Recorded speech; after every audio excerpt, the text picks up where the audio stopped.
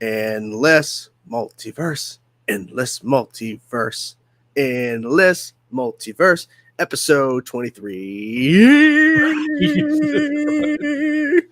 Hello, everybody. Welcome to Endless Multiverse, episode 23, with your co-host Chainsaw Reacts and Andy. We have a few topics to cover on today's episode regarding a few things: Spider-Man freshman year, Jason Momoa reuniting with Ben Affleck, Avengers 5 has their director, and we're going to talk a little bit more about just Comic-Con in general this past weekend, of course, that a lot of things went down. There were some things we've covered, some things we haven't, or we just want to talk about more detail and all that. Hello, everybody. Welcome to the show. First, we haven't done this in a bit. How was your week, sir? What have you been doing? What have I been doing? I was off all week last week, so to this week I came back, writing, being back at Screen Rant, writing articles like as always, and just trying to get back into the swing of things. It definitely took me like a little. I was definitely like in need of like tuning my wheels a little bit when getting back to work and so on, but otherwise I just not much. I've been just playing Valorant, Yu-Gi-Oh and stuff like that, so I just There you go. yeah, I just I try, like, when I'm not writing, and like I'm just trying to just be socially active and just do things. Makes sense. How was your week? What have you been up to? Nothing too much, really. I mean, I've been playing a lot more on my PS5. I have a while back when they were on sale, I had bought all three of the newer Tomb Raider games, Lara Croft, and I've been playing through the first one, and I'm having a blast with it. And I think some people are going to be recognizing this character. I'm reading this book right now, and I think people definitely know who this is. I'm reading Ahsoka, and I bought this hardcover back in 2017 or something. Whenever this book released, I bought it saying I want to read it back then. No, I didn't. So I'm reading it now. I'm enjoying it, and I wanted to show you this, Andy, just because it's so funny, and I didn't tell you this. So I got press access essentially to review Green Lantern. They sent me a second one by accident. Whoops! Like 2 days later, they're like, "Oh, by the way," I'm like, "Wait a minute." So that's funny. But yeah, I mean, just keeping up with stuff and just working and all that. And I'm gonna have a pretty cool dinner tomorrow. I'm excited that we're going out to this restaurant I love. Can't wait to do that. But yeah, we definitely had some news this week. We had discussed on the phone, I think Wednesday, that there wasn't really much going on, and nothing ultimately has happened except for one individual topic after our Wednesday discussion. But yeah, so do we want to just dive in and get into the show and get into these topics? I don't see why not. I don't see why not. Constantine, take it away, sir. Take it away. All right, then. On with the show.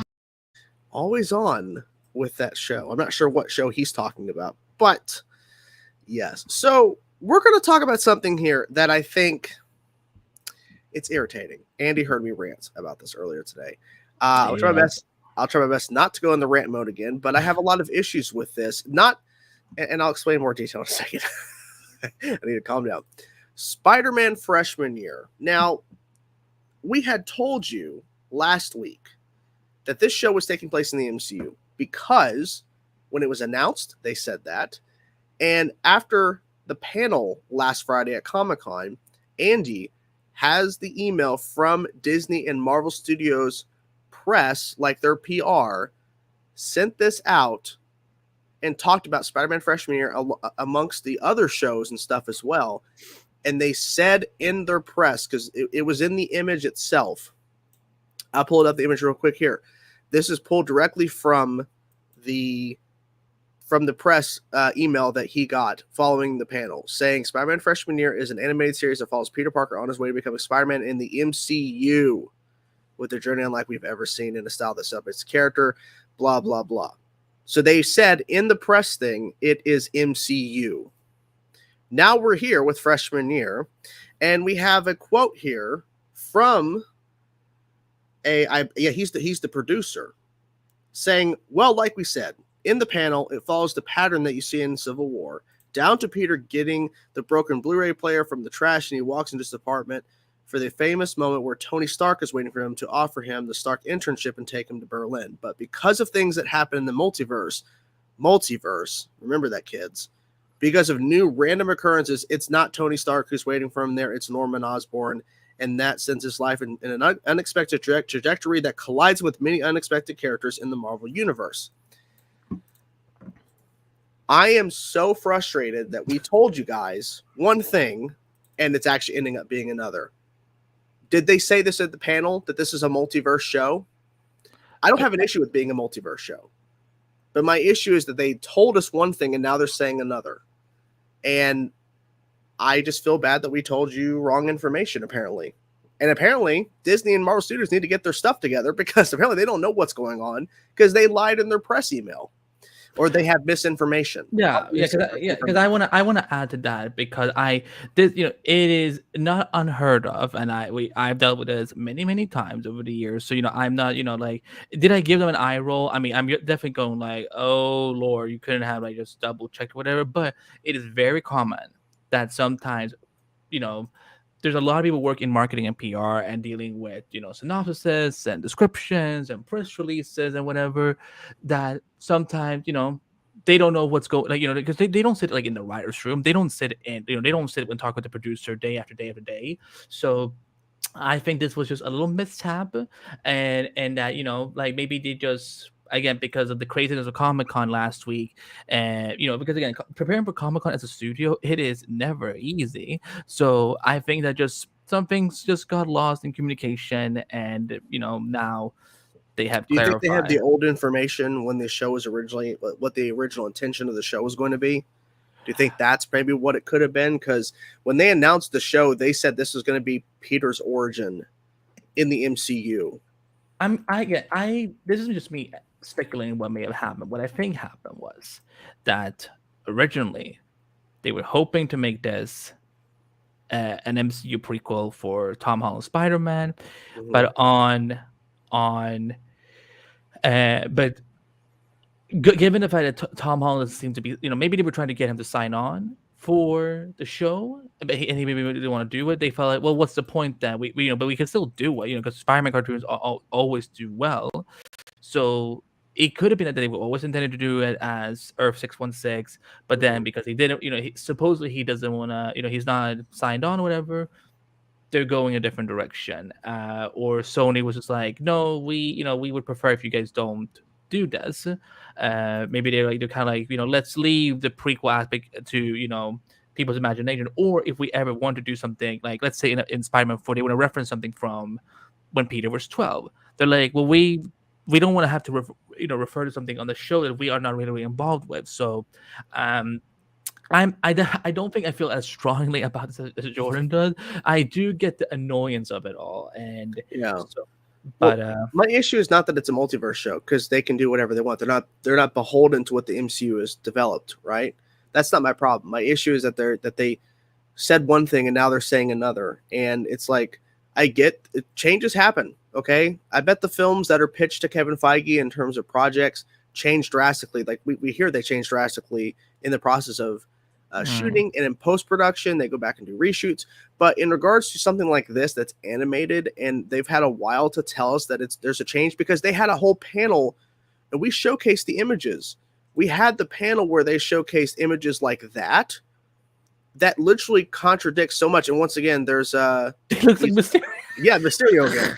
But we have things like that, and it really just confuses the people. And we were trying to tell people last week during the show that it's MCU, because that's what the press release says. That's what it says from Andy's email. He pulled that quote directly from the press release. So I just hate that we got misinformation, and I hate that we were spreading it out like that. But at the same time, we were unaware, because this quote didn't come out till after that. They should have said this at Comic-Con during the panel verbatim. There's no question about it. This is not MCU. Unless I see footage of that panel that says that he said this is a multiverse show. Unless I see that, I'm going to believe that they didn't say anything until now. So it's frustrating. But we have a super chat from John Lumpkin. Thank you so much for your super chat. I'm scared that the Avengers Secret Wars and Kang Dynasty will be rushed. This is something a lot of people have been commenting on since last Saturday, that they, not just because that we're getting 2 Avengers movies in 1 year, but that this is coming in with it, in 2025, and that, because we're kind of, phase 5 is not going to be that long, and phase 6 will come out like right after that.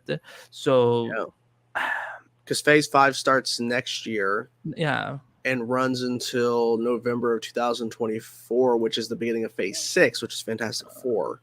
Let me see. I mean, we have the image. We can just look at it. Phase 5 runs till 2024. With May 2024. Daredevil might be the closer. No, Thunderbolts in June or July. Yeah, there's a clear image that I uploaded that it was before they revealed the Thunderbolts aspect of it. So, Thunderbolt will be the thing that closes out. So literally, they have only a few months in between phases. Because it would be like summer of 2024 and November 2024, unless dates change, because dates do change. Then it's going to be a few months between phases. Because I remember specifically that Age of Ultron occurred, and then we had Ant-Man, of course, right after Age of Ultron. But then Civil War didn't take place until 2016, so they waited until the following year to start the next phase, phase 3. And so it's interesting. And also, too, think back on 2014 or 2016 to 2019. That was a 3-year gap. They're shortening the windows of phases, but they're also giving us way more projects per phase. Well, the way I look at it is that I think that they looked at the Infinity Saga. I'm like, okay, this was huge, this was great, this was awesome. But I don't know if we live in a different time now, where we have something like Disney Plus that also helps. I'm just giving a random number. So we have 10 movies that would theoretically take cross over, 10, maybe like 5, 6, 7 years, because before we used to have 2 movies per year. Even Kevin Feige was like, we didn't have 4 releases every year before, but now that we have 4 releases every year, and at least 4 Disney Plus shows, that does help escalate the pacing a little bit more. So I understand the need, because technically, I mean, and by saying rushing it, I don't think that's fair, because like phase 4 technically started in 2020, 2021, and by the time we get to end of phase 5, I mean to the beginning of phase 6, it'll be 2025. So at least 5 instead of 10 years like in the Infinity Saga. Now we're doing 5 years, and I think that's fine. Yeah, because the Disney Plus shows really changed up everything. That's what it really did. So I mean, but look, it could still be considered rushed if we feel like there's not a lot of establishment for Kang, but I feel like there's going to be a lot of establishment for Kang, especially with Kang Dynasty. In regards to your second super chat, thank you so much. Well, thank you, John. Thank you. To explain Black Panther ending phase 4, we don't know because we haven't seen the movie. My guess is Namor's introduction is the reason why it's probably the end of phase 4, because Namor is probably going to play a very important role moving forward in the MCU. Because they have been waiting for years to use Namor. It wasn't like Kevin Feige was just sitting around not wanting to use Namor. I bet he wanted to use Namor in like phase 2 or 3, but the rights issues was all up in the air. And I bet Kevin knew the rights issues, but not everybody knows exactly how complex. Well, did you see that Easter egg that appeared now floating around from Captain America: First Avenger, where like apparently like you remember that like there was like there's a figurine at the carnival that Bucky and Steve went to, and supposedly that might now like that was maybe supposed to be like a hint to him because of that. Yeah, I mean I think Kevin could do something like that, but they couldn't outright use Namor the Submariner. Like the rights were all up in the air. I don't even know who owned him for all this time, but now that they can use him, that's probably why. I mean, also too, I think with Black Panther, that first film being like such an important role in the MCU in terms of setting up Wakanda, because of course Infinity War took a lot of time in Wakanda in terms of the final battle between Thanos and Infinity War. So I feel like with Namor, they're expanding a whole new side of the MCU we've not seen before, and I feel like Namor is going to play a very important role. I'm still very curious about like what the situation is in terms of like, because I keep seeing so many different things about like, can they do a movie? Are they only allowed to use the character, or can they do a movie but they have to change them in this regard? Because this is definitely a very different take on on Namor. But I think that in terms of like you just ask, like how does Black Panther end Phase 4? It's like it's like it's funny, and I know my co-host almost murdered me for saying this last night when we were recording Flash Podcast, but I was like, think about these new free faces, all these faces as graphic novels like with the Flash, like, and then when the Infinity Saga is over, that's an omnibus, and that's how I'm looking at this as well. Like, Phase 4 to me is really about like reestablishing, passing on torches to new, from one hero to another, but also kind of just also fleshing out, and opening the floodgates to new characters. Yeah, I think Phase 5 is gonna get a lot more intense because now we're like, now we kind of have like this kind of like almost like water cooler phase of like, like we're kind of, like there's no stupid stones, that we have to look out for. Yeah. They're just like, let's just do some movies. It's all about setting up incursions. It's all about setting up the multiverse and multiple versions of Kang and the version of Kang we're going to be seeing in the Kang Dynasty. Before we get to John's other super chat, and thank you so much for that. Unpopular opinion from Fernando here: Secret Wars shouldn't be made until Fantastic Four are developed and Reed and Doom's relationship is established. Point. Doesn't mean we won't see that in Fantastic Four film that comes out, of course, at the beginning of Phase 6. But I get your point, because even if that's the case, they probably need more time to establish it. But I am under the impression Secret Wars is not going to be what we expect. It's like Infinity War, of course, was close-ish to the Infinity War storyline in the comics and the Infinity Gauntlet. However, Secret Wars is not going to be that same story, unfortunately. I feel like you're going to get those kind of relationships and stuff with Reed and Doom and everything, but it's not going to be like it is. I don't know. We'll have to wait and see, because, I mean, who's to say that they won't establish Doom, Dr. Doom, in Black Panther Wakanda Forever rumor, or Reed Richards pops up before Fantastic Four and they develop that over time before that film even happens. Wait, what rumor have I missed now? Black Panther Wakanda Forever has Dr. Doom in it. That's the rumor. Anyways. Was it a tweet or was it actually an outlet? I cannot answer that question. I'm just telling you what is all over the internet. Okay, then I will.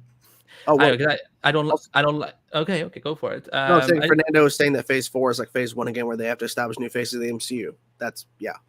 Plus, also with a new platform like Disney Plus, because Disney Plus. I mean, people have to remember Disney Plus isn't that old. It only came just like 2 years ago. Mm-hmm. But John has another super chat, and then we will definitely move on.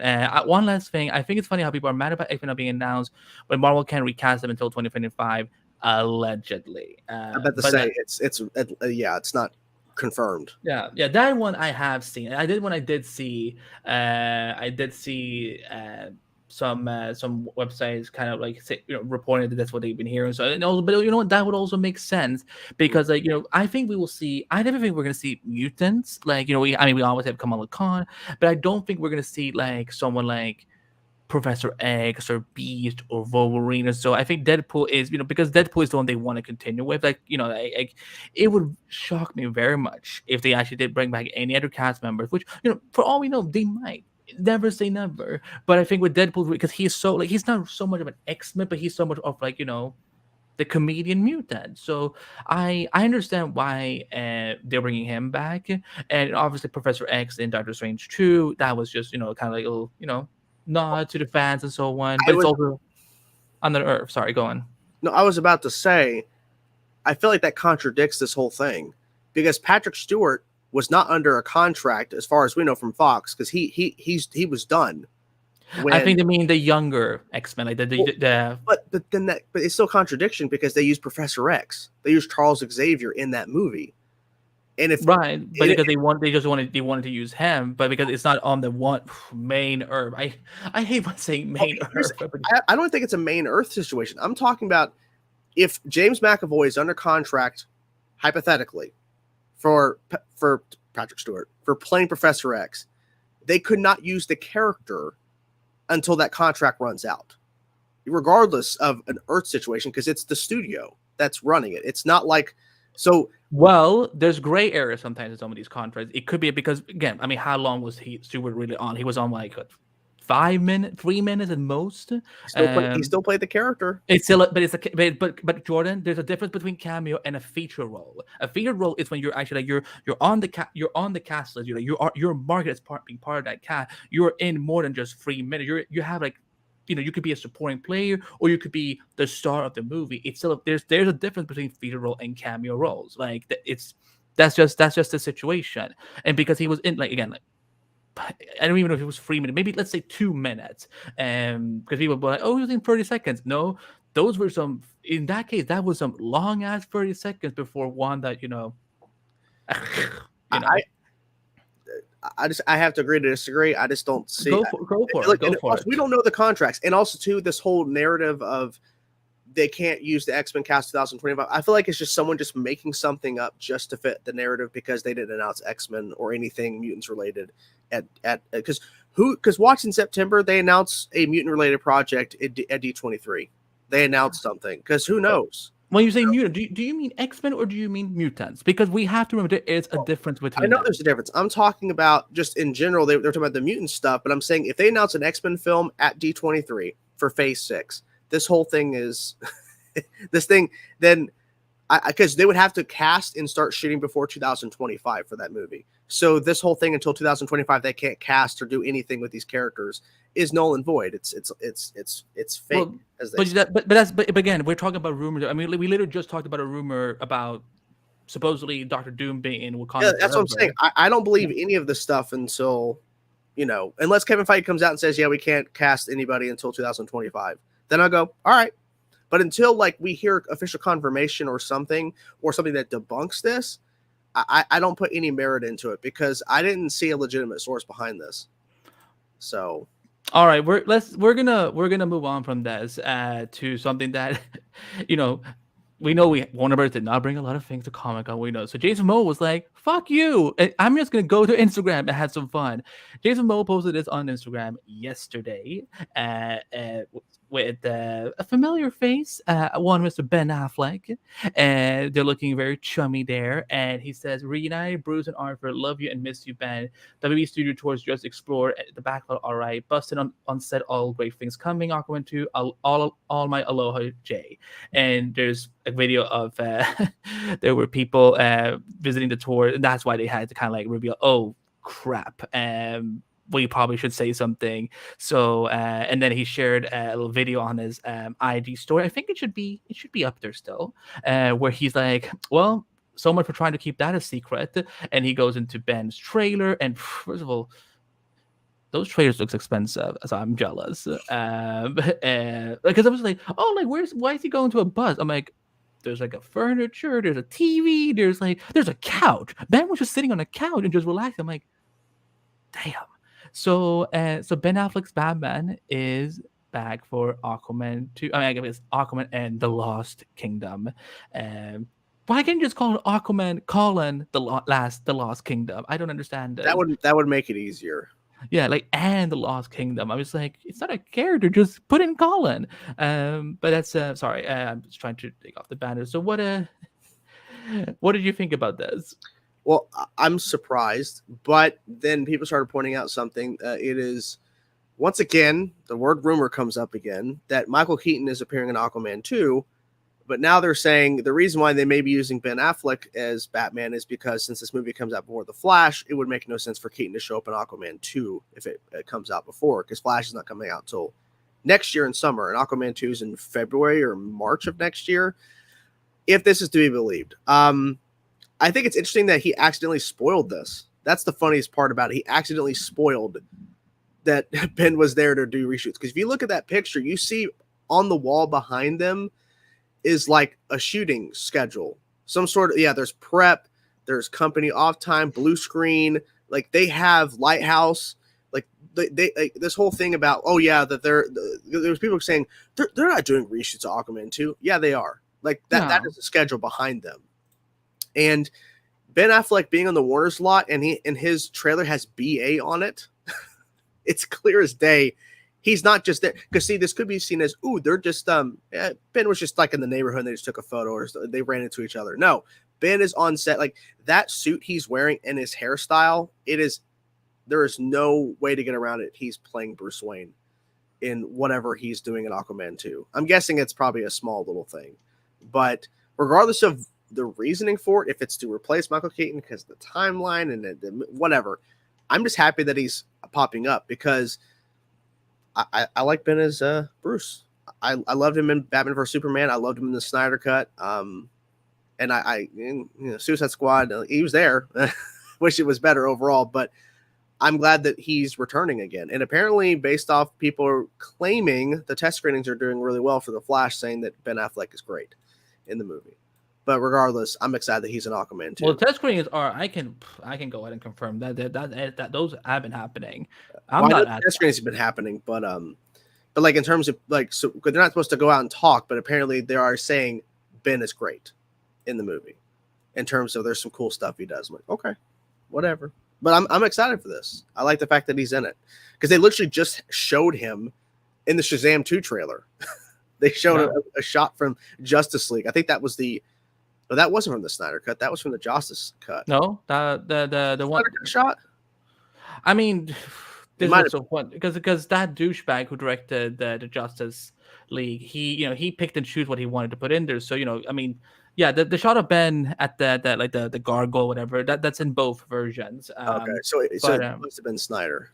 Yeah. Okay. So yeah, but they used the Snyder shot. Interesting. Yeah, I mean, pretty much all the footage that has to do with Justice League is the Snyder cut footage. But again, this again because there were those visitors who saw them obviously it wasn't an accident. They were like, okay, let's just beat into it before anyone tweets about it, or this could have been a clever little marketing ploy. Like it kind of reminds me of when oh my god, what's his name? When Mondo Bennett was coming back to Arrow, they announced like Deathstroke is going to be in Arrow season 5 finale. Yeah, Mondo was like, "No, I'm not. What the fuck are you talking about? I'm not. Fuck you all. I'm not in it." And then there was it was all just it was just a little gag, and so yeah, this wasn't an accident, but I just love the vibe of Jason Momoa just being so stoked for Ben to be back. And and also I've never been so jealous at something like a camera getting to get this look from Ben Affleck. I'm just like, I've never in my life wished that more than I was a camera. I don't even want to be the person who is taking the photo. I want to be the camera. So, that trailer looked again huge. I'm just like, how did he just afford to just build these luxurious trailers that can just drive around that you can just live in it? Yeah, that was kind of surprising too. And I think you're right about the whole it was intentional because he walked in there, he knew Ben Affleck was in that trailer. He knew. I didn't mean that. I mean, it wasn't an accident that he revealed that Ben is in the movie. That was, it was like, what do you mean? Like, oh, whoops! I just posted this on Instagram with a long, like a little some hashtag long. It was. They played it off as an accident, and then he posted about it. And maybe the reason why he kind of just ran away out of the trailer is because I think Ben was on a FaceTime call or something. He didn't want to interrupt because he had his phone up, so I feel like he was probably talking to somebody, but yeah, we're getting Bruce, and I think this is kind of the way to kind of hype up Aquaman 2 because let's be honest, the press around Aquaman 2 has went down a little bit in regards to certain things that occurred the last couple of months. So it's good to get some people to talk about the movie again in a positive light, to have Ben in it. And now are they going to show him in the trailer whenever they start marketing? Are they going to show a shot of Ben? I would think so.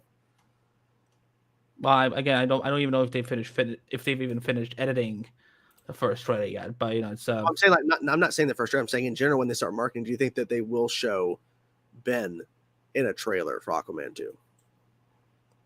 I mean, anything is possible. Again, it's so far out that it's, we will see. I mean, it's something by the fall we will probably have seen something from this film. So yeah. But what's the next topic? What's the next? We're going back across the pond, as the kids say. We're going to the other sheriff in town. We're going to Avengers, Marvel. We have our director for the Kang Dynasty, Destin Cretton, the director of Shang-Chi and the Legend of the Ten Rings. I'm going to be honest with you guys. I did not expect this announcement. I really did not expect it. He was someone I had not thought of to direct the Kang Dynasty, but he proved himself. He knocked, in my personal opinion, Shang-Chi out of the park. He delivered on that movie. It's a great story, in my personal opinion. It's some great action. And I honestly I wasn't even really thinking about directors when they announced the Kang Dynasty and Secret Wars, but then they announced him. I'm like, wow, okay. And what they also were claiming is that the Kang Dynasty is the only film he's directing. He's not directing Secret Wars, like how the Russo brothers directed Infinity War and Endgame back to back. But this is interesting news. And I think what this pretty much says is that we're going to be hearing more information about the Kang Dynasty probably, I wouldn't say soon, but we're definitely going to learn about the director for Secret Wars soon, I would think. Because I feel like with the Kang Dynasty and with Secret Wars coming out so close together, that they're going to be doing just like with Infinity War and Endgame. They're going to shoot these movies basically at the same time.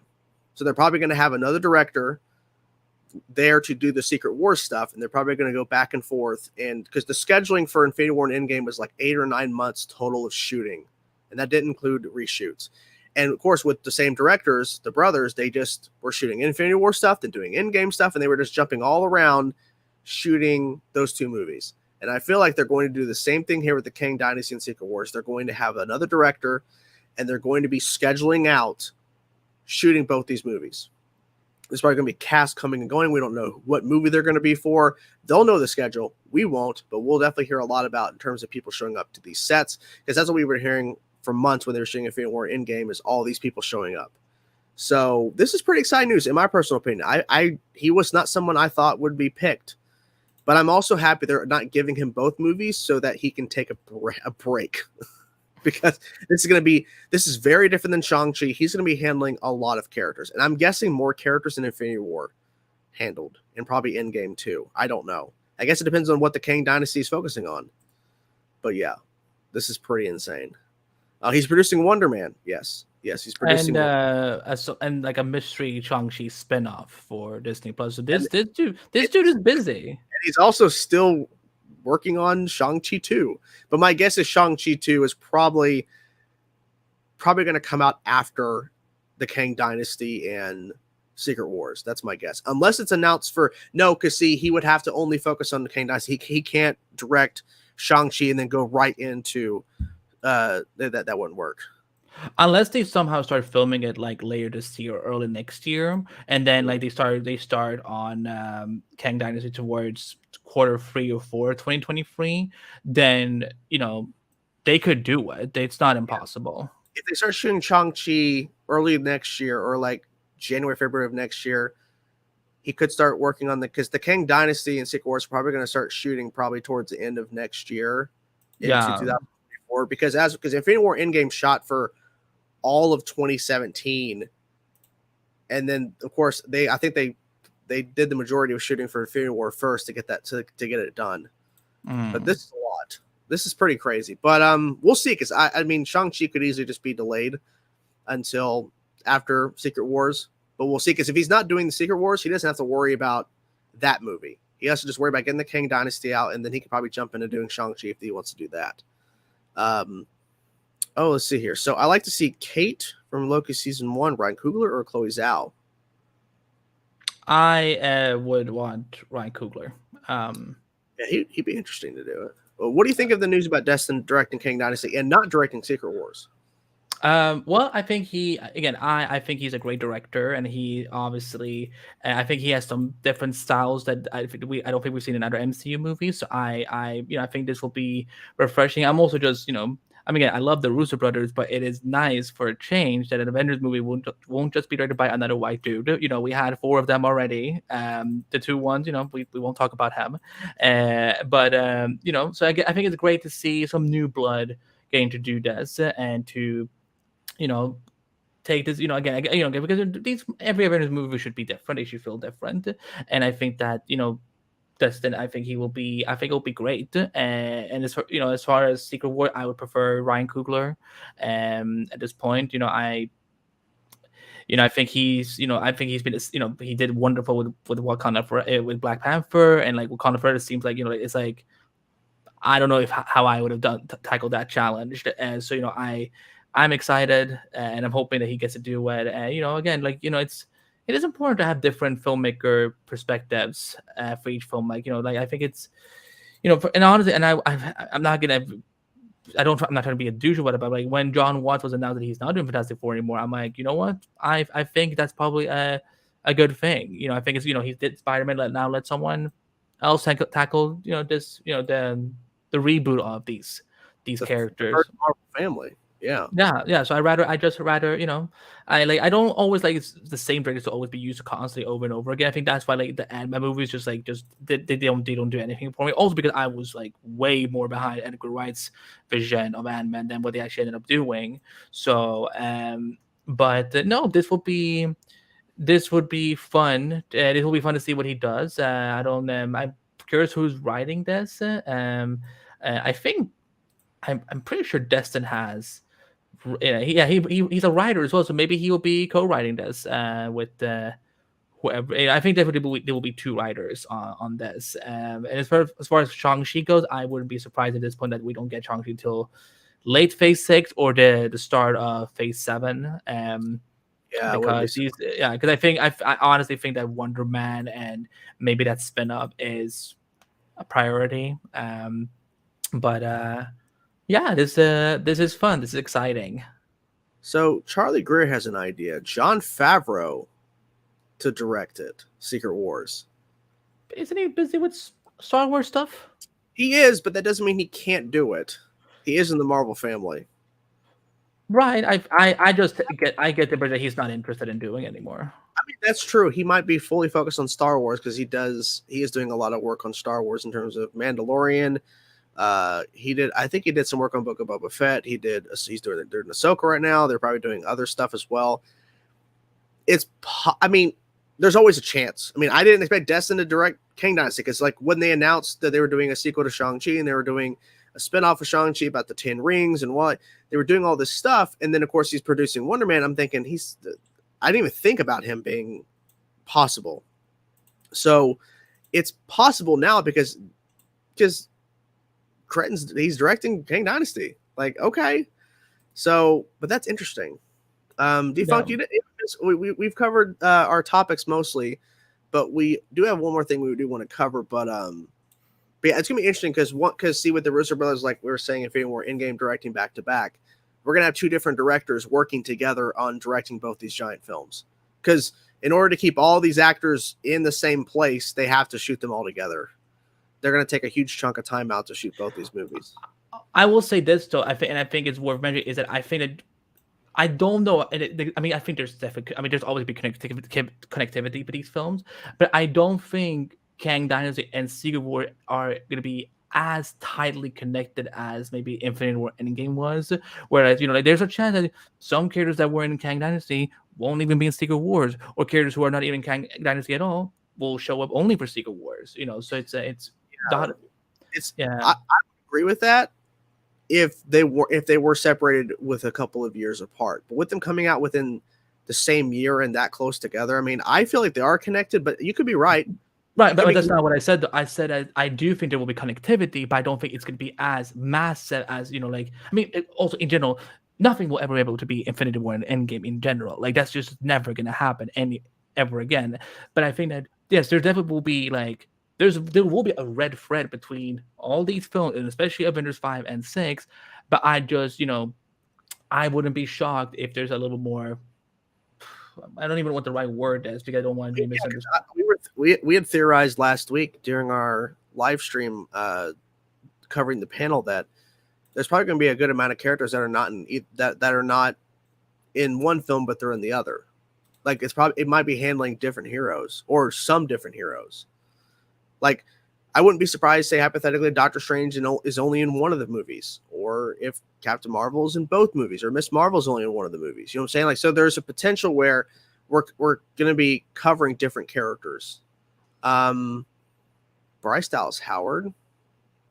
Well, Bryce Dallas Howard hasn't directed Marvel. She's only directed Star Wars. I mean, it'd be an interesting choice, but I don't know if Kevin Feige is going. I think if Kevin Feige is staying kind of in-house, he's probably going to pull someone who's already directed a Marvel movie. I don't know. Well, I never say never. I think with the way that these later phases have evolved, I think they're definitely. I don't think necessarily he would go after someone who's like only directed like just one like a TV pilot or whatever and so. But I think definitely someone like I would be refreshed to see if he brought someone like something I loved. What the Amazing Spider-Man was when they brought in someone like Mark Webb, someone who hadn't necessarily really done a lot of blockbuster films to that point, and that's why I think Amazing Spider-Man felt, at least the first one, definitely felt more special than maybe some of the Marvel films or superhero movies that were happening back at that time. But if it comes to anyone doing Secret War, I want it to be Ryan Coogler. I think he's like the best choice at this point. I'd be surprised if they pull him, because I mean, the Wakanda Forever comes out this year. They may announce a Black Panther 3, but that probably be after Phase 6. So they could pull him. They could see if he wants to do it. I mean, I wouldn't be shocked if he's already signed on and they're just waiting to. At D23, bring out both Destin Cretton and Ryan Coogler as something like that. Because Destin's not officially confirmed unless Marvel confirmed it in the press release. Listen, if it's the Hall report breaking it, then yes, take it as confirmed. Because they didn't come out and debunk that. Well, I mean, Kevin Feige, like whenever he announces stuff on Twitch, he likes to go, and I can confirm this is happening, because it was reported that they were doing Captain America 4 with Sam Wilson, of course, Anthony Mackie. What? Chris Evans is not going to be in as Captain America? I'm shocked. A white man is not going to be Captain America? I am shook to the core. Cancel Marvel Studios. Fuck Disney. I'm over this. So, but if you watch the panel footage, when we get to Captain America New World Order, he says verbatim, he says the line, and I can confirm that we're doing Captain America 4 with Sam Wilson, Anthony Mackie, Captain America New World Order. So it was already reported, but he's confirming the information. Same thing with Tatiana Maslany in the trades being reported as playing She-Hulk. During the Investors Day, Investors Live event that they did in 2020, Kevin Feige says in that thing, he says, and I can confirm that who's playing She-Hulk is Tatiana Maslany. So he's probably going to go to D23 if he brings out the director of Secret Wars, and he'll go, and I can confirm that Destin Cretton, our director for Shang-Chi, is going to be directing the Kang Dynasty. Because Kevin likes to confirm things. So I'm guessing he's going to confirm it, even though we already know it. But he's going to confirm it so that we are all on the same page. Bryce Dallas Howard for Fantastic Four. I think that'd be fun. Interesting. And she stormed. No. In an interview with Phase Zero, Brad Vaughn and Secret Wars confirmed that freshman year. We already covered that as a topic. Yeah, we had to go through that whole thing. So much fun. Doctor Strange 3 in Phase 6. It's possible. I mean, literally, it ended with the incursion occurred. So you would want that to take place in the multiverse, I would think. But are they going to bring back Sam Raimi? That's the question. Yes, we're directing Secret Wars. We didn't want to tell you guys, but I guess the cat's out there. I'd rather jump off a bridge than directing one of those big movies. I would not. I like watching and reporting on. I don't like being in charge of them. It is not a fun job. So yeah. Okay, so let's get to our final topic. Something. Do you want to lead off on it? Yeah, so guys, we did our big live stream last week. First of all, thank everyone so much for tuning in. This was like our viewers biggest stream that we had since we kicked off the show together. But of course, because of everything happening, we didn't have time to cover everything. So this show kind of serves as a little bit of things we missed with Comic-Con that we didn't get to talk about, cover, or things that did happen that we only talked about briefly. But now that a week has passed, we've kind of been able to collect some of our thoughts and see people what people have been saying, whatever. And we didn't get into some of that. So since we're already on the topic of Marvel, what are the things that you want to talk about regarding any of the new movies or product they announced and so on? I think that the one I'm most curious about, outside of the course of 2 Avengers movies, is going to be Blade. I'm really curious to hear about Blade, since we've already had 3 Blade movies, of course, with the Wesley Snipes. I'm curious to see what direction they're going to take, and my guess is that they're going to have Jon Snow himself. Kit Harington, of course, from the Eternals, is probably going to be in that movie, since they did have him in that after-credit sequence. And then you have the voice of Blade. You sure you want to do that, Mr. Whitman? It cuts away. I'm like, damn it, they didn't show him. I'm most excited for that movie. Now, I think what's going to be probably most impactful is surprisingly going to be Thunderbolts, because I feel like that's probably going to have ramifications, because there's a reason why he's having that at the end of Phase 5. Like, there has to be a reason specifically, whether it's a certain character that's introduced, whether it's a certain thing that occurs because the Thunderbolts fail or something that leads into Phase 6. because as we've known in the past, we have an Avengers movie to cap a phase. With Phase 4, we have Black Panther: Wakanda Forever, and I think the reason why is because of Namor. And I feel that Thunderbolts is going to have a major impact into Phase 6 and the rest of the time we have in this multiverse saga.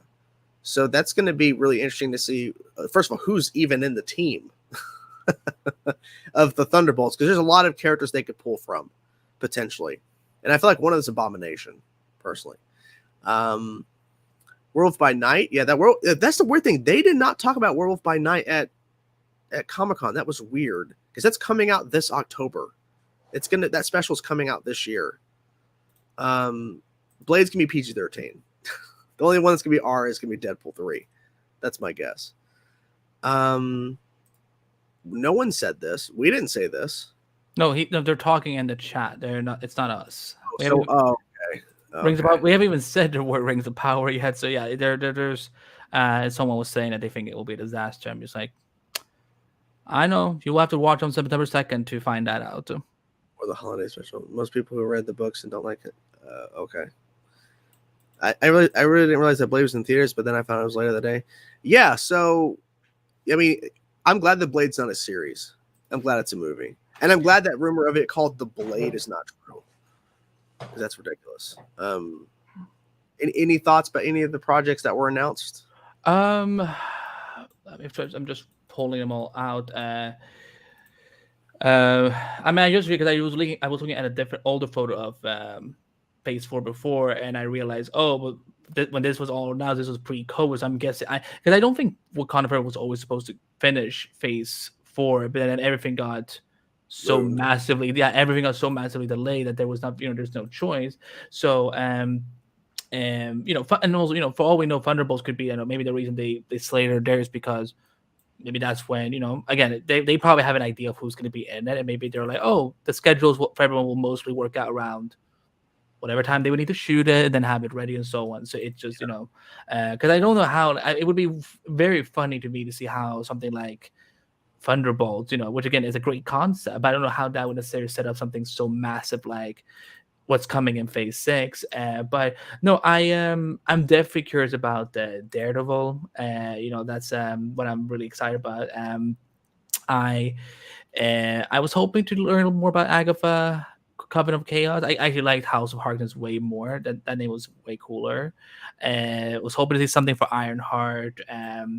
Secret Invasion. My dream was just always like that somehow Sam Jackson would be there and just bring out Chloe Bennett. That would have been funny. The more I could, after the panel, I looked up more what the New World Order is, like for Captain America, because I didn't realize that it was something from the actual comic that is actually specifically called New World Order.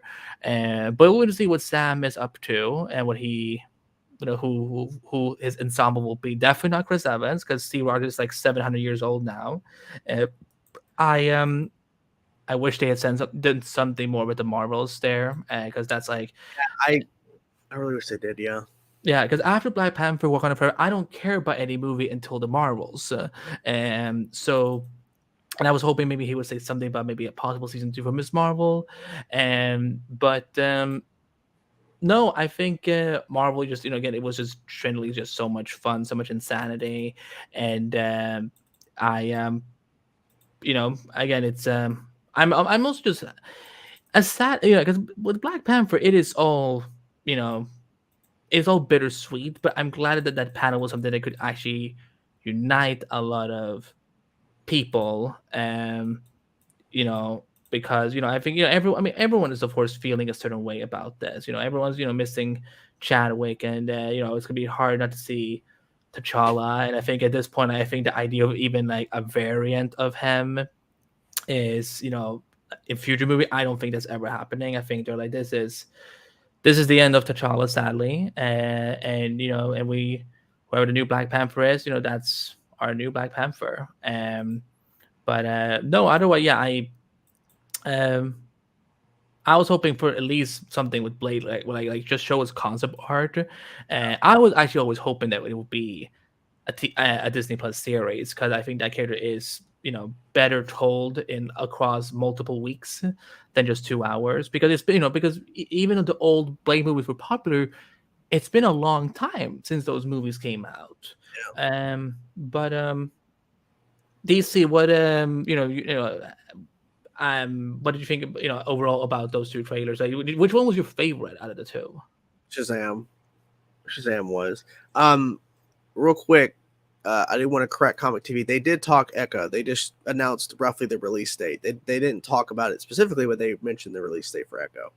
And then someone asking about, they didn't talk about Nova. It's because Nova is not officially confirmed yet. We know they're developing it. They just know there's nothing to show yet, because they're probably developing, they're coming up with ideas, and then like, okay, this is what we're gonna go with. My guess is Nova's probably in phase 6. He just didn't announce the thing yet because he's holding off announcements. So it's possible it's in phase 6.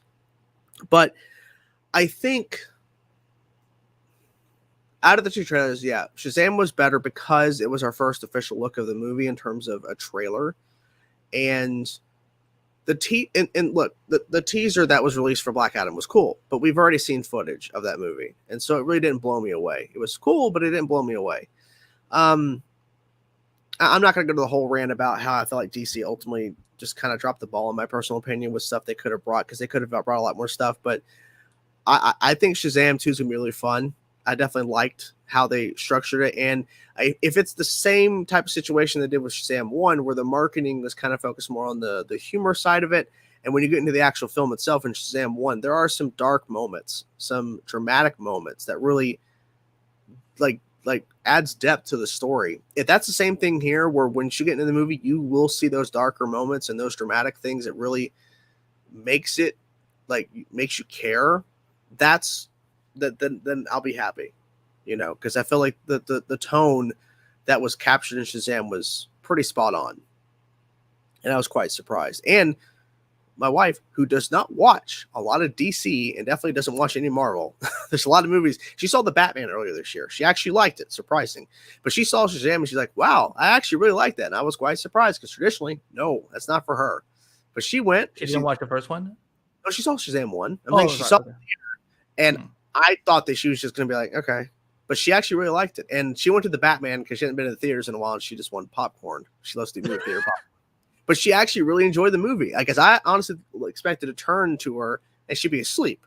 No, she waited the whole time, and she actually enjoyed it. So I was like, that was a long movie. That's what I'm saying. I was quite surprised that she actually liked it, because it's Batman, of course. She's like, Batman, because she hears what we talk about all the time. So, but yeah, I mean, I think if you want to talk about the lack of DC at Comic-Con, I think you should talk about it. It's just like. And I've been telling Andy this, and the thing is that it's not because Marvel brought so much stuff. It's because DC had other stuff they could have brought. They literally just wrapped shooting on Blue Beetle, and I found out that the actor, the lead himself, Blue Beetle, was at Comic-Con. And then Andy goes, oh, by the way, on top of that, during the Hall H panel of DC, guest audience, he was there. Blue my friend was she was filming, when they do like a laps around the whole convention center of the room. So as she's filming, and by the way, that's a shout out to my good friend Lyra from Super Lois Radio. As she was filming, he was, I don't know, is it Zolo? I think so, yeah. Sitting right behind her, and they apparently talked a little bit and so on, and it was cute. But I was like, actually, finish your thought. Go on, continue. It's your point, so he was there in the crowd, and they could have brought Blue Beetle on stage. They could have showed concept art. They could have showed maybe an image, not footage. They just wrapped shooting. They could have showed something. They also, for months, have been wrapped on Batgirl. They could have brought out Leslie. They could have brought out freaking Brendan Fraser. Brendan Fraser, and they could have showed a little teaser just for the audience. They could have, or even just images, something. And people are going to respond saying, well, DC, they said they're only focusing on this year. Sorry, that's not going to cut it. We've not had Comic-Con for 3 years, and you're going to come back with 2 movies. Plus, you have a film that's right now in theaters called DC League of Super Pets. It's animated, but you don't even promote that the week before the fucking release. That is embarrassing. That movie could have been promoted, because guess what? Your lead, The Rock, is there at Comic-Con promoting Black Adam. Why they couldn't talk about that movie for 5 minutes makes no sense to me. I get it. It's not connected to live action stuff, but it's a DC property. Can I add to this though? Because the thing is, Hall H is usually not the crowd where a lot of, because that film is very, it's for family, kids, and so on. And Hall H is not very much kids like this, so on. So like who? And that's completely fine. I get that point, but my counterpoint is that it's a DC film. Because usually Warner Brothers has their panel where they dedicate a portion of their panel to DC content, and then they have the rest of their, like, I remember back in 2018, they had a panel during the Warner Brothers panel. They had a thing dedicated to Godzilla King of the Monsters coming out in 2019. This year, they only had DC, 2 films. They could have easily just brought out DC League of Super Pets. They could have brought out the cast because The Rock was already there, and they could have talked about it for a couple of minutes. And I'm not saying take up like 20, 30 minutes. I'm saying they could have opened it and just showed something or a clip and then bring out The Rock to talk about the movie for a couple of minutes, and then we move on to Shazam, or move on to Black Adam, then Shazam. Something, or better yet, bring out your other movies. Now, Flash, that's off limits. They weren't going to bring that. Aquaman 2, they could have brought out Jason Momoa. Just don't bring out the other person. So there's things they could have done, and it's not because of my response to what Marvel did. I was saying this after the panel was done. Yeah, I know, he did. He called me about it. So that this was like this was like many hours before Marvel. He called me, and this is what we were talking about. So it was like this wasn't even after the Marvel presentation. He called me immediately. Was like, that's it, and then and I'll put this out too. The movie was out already. Yes, that's the thing. There is a good amount of people that probably had no idea that movie was coming out this weekend. And so they could have promoted it one last ditch effort because it literally was coming out the week after. They could have promoted it, but no, they dropped the ball. I'm sorry. Well, they dropped. I can say that with a lot of movies, like, okay, so something that I like, because I have friends who work in marketing who, and like, it's not a fun job. Like, I would not recommend it to a lot of folks. But something they mentioned is that at some point there comes a time when the studio is just cutting off and being like, okay, we are. This is how much resource we can put realistically on marketing. And because they felt that we released so many trailers, merchandise is out, there's been clips, there's been interviews, whatever, and so on, they felt like, what's the point of doing it 1 week beforehand? So, and I can wait till you're finished, because I have thoughts on this too, because I'm also annoyed. I'm also annoyed with all of this. You can go ahead. My thing is just like, and I get your point about the marketing budget, but everything is about money. Sadly, I hate that Hollywood is about money. It's my only thing would be is I would agree if The Rock was not already planned to already be in the building to promote another movie. They could have easily put up a logo and brought him out to talk about the movie real fast, just for like 2-3 minutes. They could have done something. It could have been the opening of the panel, something. Because let's go, guys, next week. Because I remember like there's been panels at Marvel where they had the cast out. For 5 minutes. So. Yeah, and the movie's about to come out. Like, I think there was a thing like where I forget what movie it was. It might have been Ant-Man or something, or like there was a movie about to literally come out in a few weeks, and he still brought the cast out to talk about the movie at the panel. So it is possible. It could have been done because The Rock was already. I'm not saying fly out Kevin Hart and everybody else who voice cast. I'm saying you already have the main guy there, Crypto, who's the lead in the movie. He's already there promoting Black Adam. Now, if he wasn't there, that's a different situation. But he was already there to promote one thing. Why not promote the other? But, anyways, you go on. Like, what are your thoughts? Yeah, let me start with something. I will start with my positive thoughts on the trailers. I've been ready for Black Adam. Even I've been kind of like, why are they doing a Black Adam movie? But like, because I love The Rock, and because like, listen, the moment they told me, oh, you're gonna get the Jay saying this, I'm like. Take my money now. And Black Adam looks phenomenal. And this final trailer, or I guess this is like their first official trailer, which I'm like, well, you just dropped one last month, so like this, I can't imagine there being much more else shown after this. But I loved seeing just like that world is gonna be a lot of fun to see within the DCU, and just kind of help add more iconic heroes and characters to that franchise. And Shazam, I've always I love Shazam since they kind of rebooted him in the New 52, and with the Shazam family and everything. So and also I love Zachary Levi because Chuck forever, and but this is gonna be, and also they're fighting like three of the most iconic actresses in Hollywood right now. So that is pretty badass. And so all the footage looked great. I thought it was lovely that they, get, for Black Adam, that they gave out free IMAX tickets, and Dwayne always does fun things like that. So I love that. Now, when it comes to the lack of other DC things, because of course, I was very curious. So I called a lot of people, a lot of, even though Saturday was very busy, I was still able to text a lot of folks and just ask like, hey, what's going on? Like, let's just, keep it 100 with me and so on.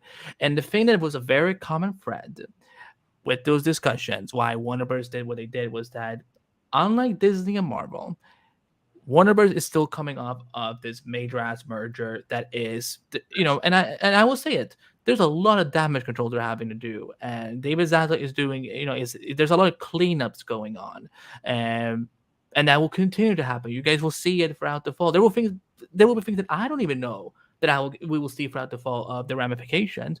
And right now, financially, it does not. Oh, hi Jennifer, good to see you. That's awesome. That's I used. Oh, sweet. Yeah. Oh, yeah. I hope Injustice does a cool updates. But sorry. For Injustice 3 to be announced, whenever that is. Yeah. When is E3? It got canceled, I think, again this year. Yeah, I mean, probably. They could just announce it whenever. No, but what I was gonna say was that mergers are like, it's not just that it just takes a couple of months. Like, it's something that can usually take up to a year even, because there is a lot. And the thing is, because the biggest difference though here is that because we saw so much just axing and cutting right after the merger. They're trying. Like David wants to get to the bottom of things, and really, and like we heard this week that Disney's Alan Horn is going to be boarding Warner Bros. In a consulting role, and I'm very, very, very excited about it. Alan has a very good track record, and I look forward to seeing.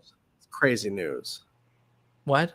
Crazy news. Oh, okay, I thought you meant crazy news just happened. But no, so he, there's a lot of good things happening that people will just have to be patient to wait and see for. But when it comes to with the Comic-Con and so on, I think they're just, because it's financially, it doesn't benefit them and to make some of these things, then just bring them things up. Because the thing is, it's not just about like just bringing footage and making posters and just making all these things.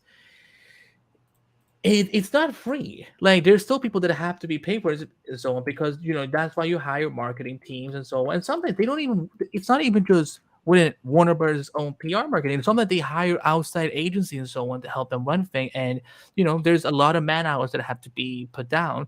So as frustrating as it is that we didn't have more than what we got, I to a degree understand that. Now, Comic-Con next year, and when we do San Diego Comic-Con, then they better have more things to show then at that point. And I can be more understanding for this year, because like with TV, like first of all, I'm glad that even some of the DC TV shows weren't really there, because I think it'll allow something like the Sandman to get a little more attention. Yes, the Sandman is it has a cold following, but to the mainstream audience, they have no show what the Sandman is. So I'm glad that the Sandman got this like really big presentation. They got to do Hall of Age, and it looks really, really cool. I think it's been a very awesome show. So I think that in a way, I'm glad that there wasn't a lot of DC stuff there. Let Titans and Doom Patrol season 4 finish up their filming, and then they can start working on their stuff, because Titans is literally filming their finale right now. And the one thing I will say that against them, because this is where I was kind of like very much like dumbstruck, is that, so I don't know exactly what date it was, but the 2 weeks or something like that before San Diego Comic-Con, the cast of Stargo and the showrunner and so on, they were at some fan expo, I think it was Chicago maybe, where they had a panel and they dropped the new season 3 trailer for Stargirl, which has been Stargirl season 3 wrapped months ago. And I feel like if it's because of fear of COVID that they didn't want to go, fine, but it's like it's COVID could be at any convention technically, and so I would at least brought Stargirl there because it premieres next month at the end of August or whatever. So, but in terms of other movies, so yeah, like I think Zola could have just gone up on stage. Again, I understand no footage, but we could have at least had like, like, hey guys, we just finished filming. I'm so excited to bring Blue Beetle to life. And next year when we come back, because Blue Beetle comes out in August, so they obviously going to have a Comic-Con panel next year.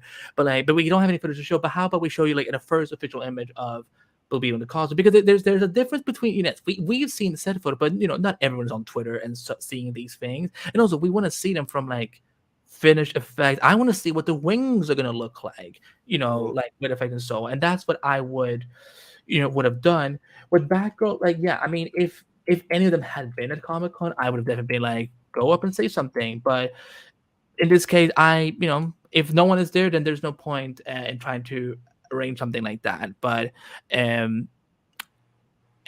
think I understand. I had a lot of frustrations, but I think that when you're dealing with a merger, and I know it's not obviously not the only reason. We know there's other reasons behind it as well, but a merger is not cheap. And look what there was some financial losses for Warner Bros. Throughout these last few years, especially with the pandemic. So I think that I'm not angry at them, but more so disappointed. But I also understand that this year was tougher because they were still thinking like, well, like, will it be worth spending all this money? And then what if there's a massive increase in COVID 2 days before everything starts happening? Then they'll spend all this money kind of really for nothing, and it's not fun. So I understand them for this year. Next year, like like I would expect that there's, like I wouldn't be shocked if the Batman is there at least to just, reveal. So, I don't think filming is happening for a while, but I think maybe they were, yeah, here's our villain for the Batman 2 or something like that. Because I don't always need to see things. I just like, getting some cool announcements could be fun too. And then, because, and that's why I was saying with Blue Beetle, like Blue Beetle, footage, they're probably editing right now, but promotional images, they've been done since like the spring. So hi Jennifer, good to see you, by the way. We did talk about it earlier, about Ben Affleck being in it, and it's probably gonna be a small thing, but it definitely is exciting. And Jason, as we talked about, he played it up as he accidentally leaked it. It was intentional. It was definitely intentional. Thank you for the super chat. Just throwing in the super chat. Thank you so much. For again, this might be a hot take, but I feel the Clone Wars was Star Wars Justice League Ultimate. Unlimited.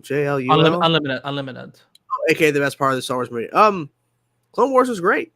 I agree. Clone Wars was great. You haven't seen Clone Wars, correct? I have not seen Clone Wars. You need to. Whenever, if I actually ever have time for things. So, well, right now I'm watching Ted Lasso, and then I'm jumping onto The Boys after that. So, but yeah. What about what else was there? What did you do you anything? You want to say anything about the Sandman? I didn't see the trailer. I didn't really notice what was happening at the panel. Didn't you react to it? Nope. I did not. Nope. Okay. I'm excited for the show. I mean, that trailer I did react to was awesome. But I haven't seen the new one. But I'm definitely excited for the show. I mean, it comes out next week, right? Or is it 2 weeks? Next Friday. Oh, okay. Yeah, okay. So, yeah, I'll definitely check it out. I'll check out the first episode and see what happens. I'm just not familiar with the source material, so I feel like, I might be more excited if I actually read the story. I just haven't done it, unfortunately.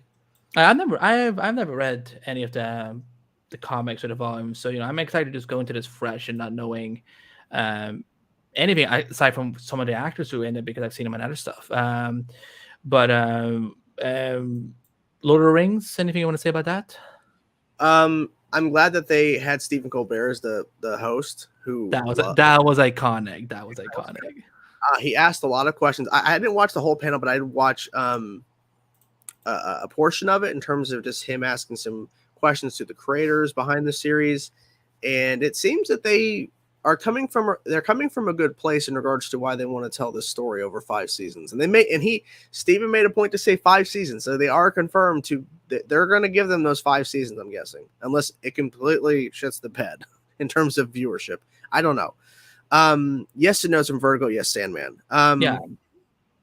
Started as Vertigo, but it got absorbed by DC. Yeah, it's a DC property. Maybe come back for the DCU. I don't think this is confirming he's back in the DCU. I think this is just a cameo situation. We'll have to wait and see. Because who knows? It could be more than just a cameo. He could be shooting and be in multiple scenes. I don't know. We don't know what's happening. Thank you, Victor, for the super chat. Thoughts on the Orville? I love the Orville. I love this series. I've been tweeting. I think after the finale next Thursday, I'm going to put up a review of the whole season because I love the show to death. It's so good. It's honestly one of the best shows right now. And I hated the fact that we had to wait so long for season 3, but it's so worth it because every single episode just hits on so many levels. And I'm going to praise the Orville to high heavens because once the season's done, I'm definitely going to promote it more in terms of talking about it because people need to start from the beginning if they've never seen the show or catch up because the season 3 is just phenomenal. Love it so much. You need to watch the Orville. I've heard good things about it, and it looks fun. I mean, Sigmund Freud, he's pretty talented. Yeah, season 1 and season 2 from Fox, so it's on the shorter side of episode length in terms of 40-ish minutes per episode, and the tone at the start is more comedic, but as you continue on, when you get into season 2, you see more of the dramatic elements coming more in. And season 3 is just a full blown, like it has some humor, but man, it is a full blown, like deep storytelling each episode. It's so good. Ooh. I think you meant Phase 5, Jennifer. It's okay. We get you. The Marvels and Daredevil right now. If I had to pick, like, let's pick one show and one movie. Okay, let's say 2 things. Okay, so a show and a movie. Yeah, you can't not say Daredevil Born Again because 18 episodes. That's the thing. He made sure to yell it out twice. 18 episodes. That and probably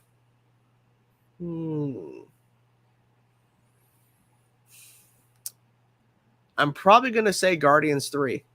I'm curious. Really? 2 reasons. Number 1, I like the Guardians films. I think the first one's still the best one out of the 2.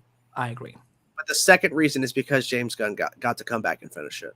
It's because of everything that happened where he got fired, then he got secretly rehired after talking with Alan Horn and fixing the bad blood.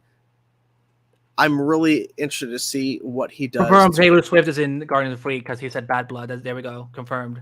Confirmed, guys. That's good for you. But also, I guess because he does a lot of music that he uses a lot of songs that you like. Well, also, I think it's in general just the fact because see, if Guardians 3 is being directed by somebody else, I'd feel very different. But the fact that he got to come back to finish out what he started was to do this trilogy, and they got it to work out. I think it's very.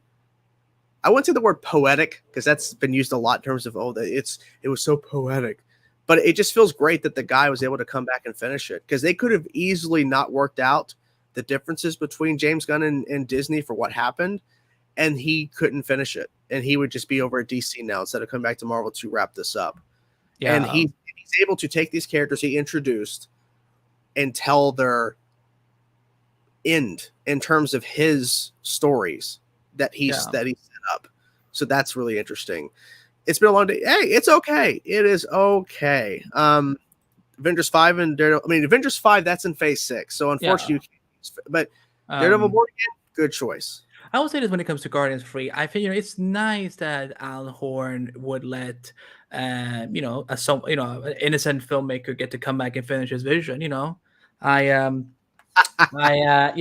think I think it's a good standard to look at. I see what you're saying. Don't you dare put words in my mouth. I said it's a nice standard. I like it so I love it up to 87% of it.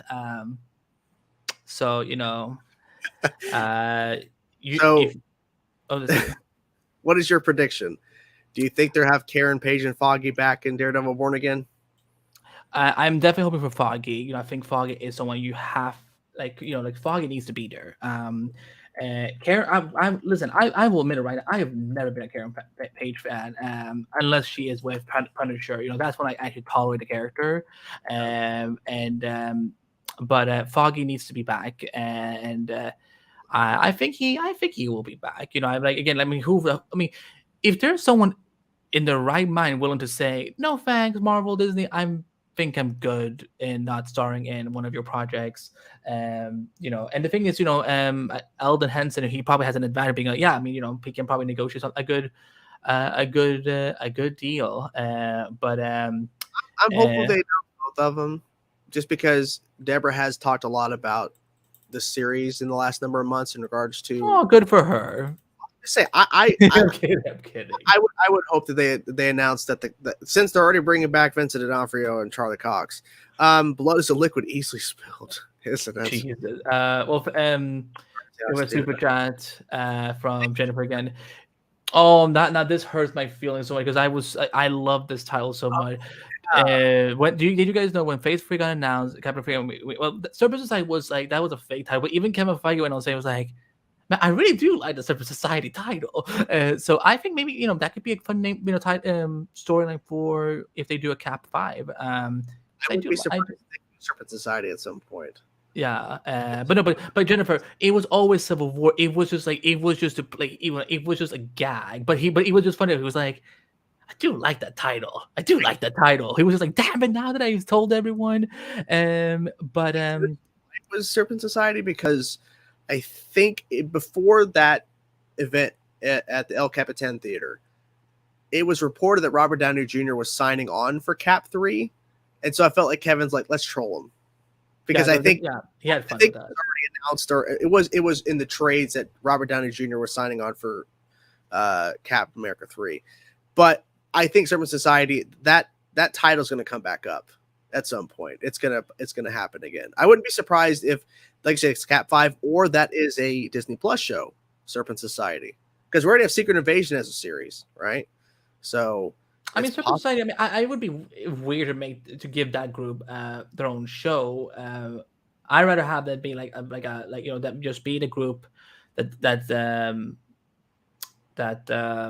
Sam takes on at some point. Have you? Another super from Jennifer. Have you guys seen Watchmen comic and or movie? I read pieces of the comic. I watched the movie, and it's great. I do need to watch a show at some point, but and also kind of maybe finish a comic. But then now, because there's so many Watchmen comics that's come out over the last whenever Rebirth started, I just haven't had time. Did you ever read? Because I know you've seen the movie, but did you read the comic? Yeah, I've read it.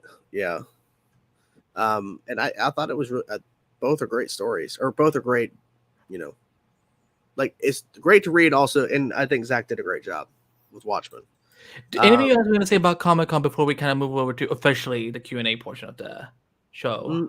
Kind of already in Q&A a little. I mean, not really. I think we pretty much covered a lot of it on Friday and Saturday.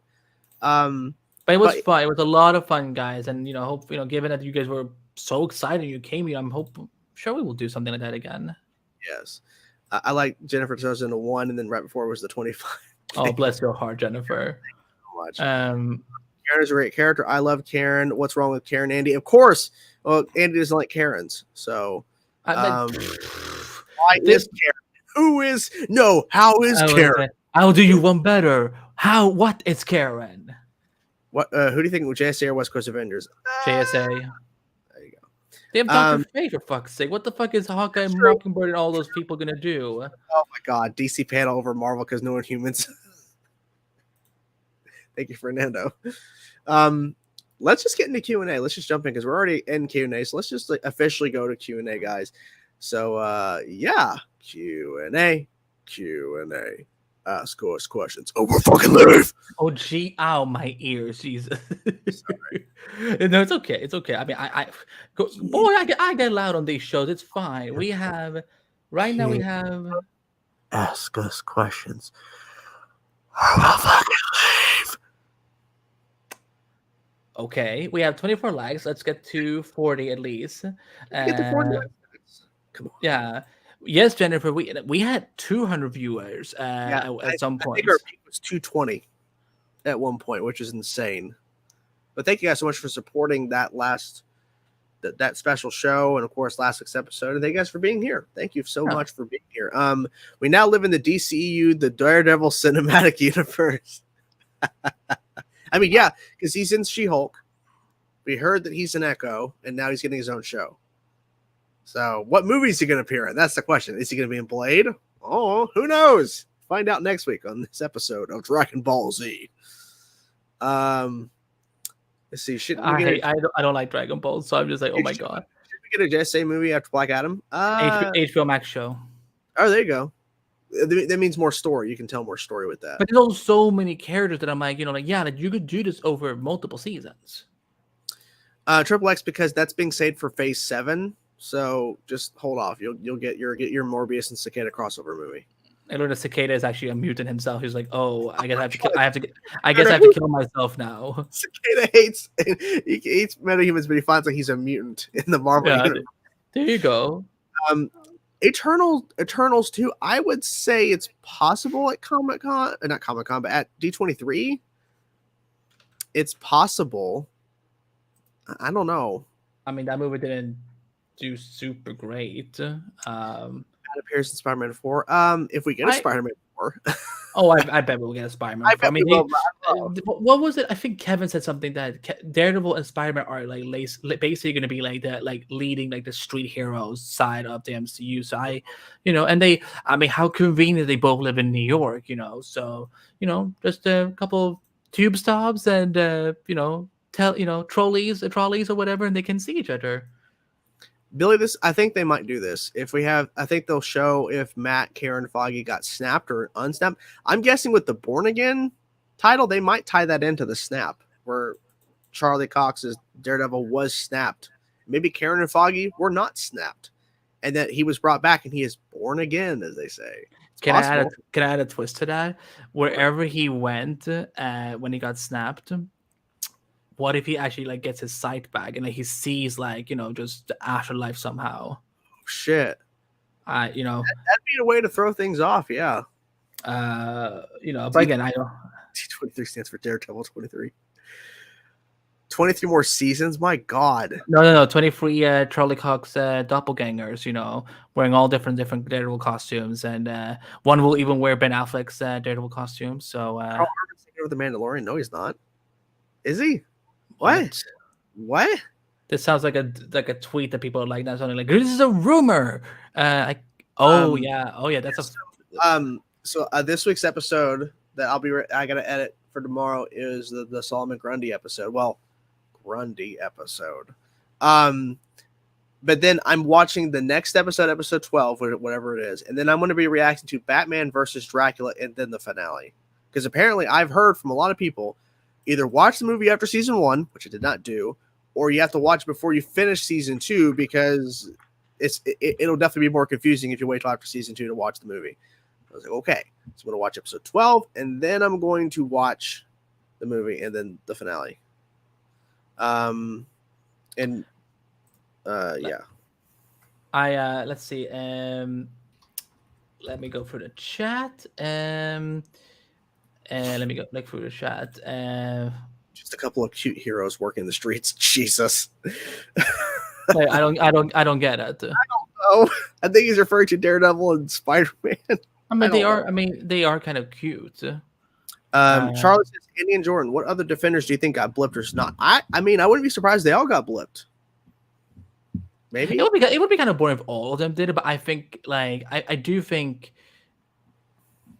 I would love it if Luke or Jessica got blipped, and it was before they got blipped, they were in front of the other one, like they were maybe hanging out or something. Because we know there was a romantic aspect to them. I hope Danny Rand got blipped but never came back. Tony was like, "Oh yeah, I forgot a few people." On an airplane, then when he got blipped back, he just fell out of the sky.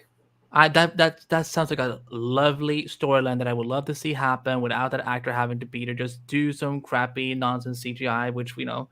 It's not impossible anymore for Marvel. Jennifer, hello. Fernando, thank you very much. Fernando, real fast for that.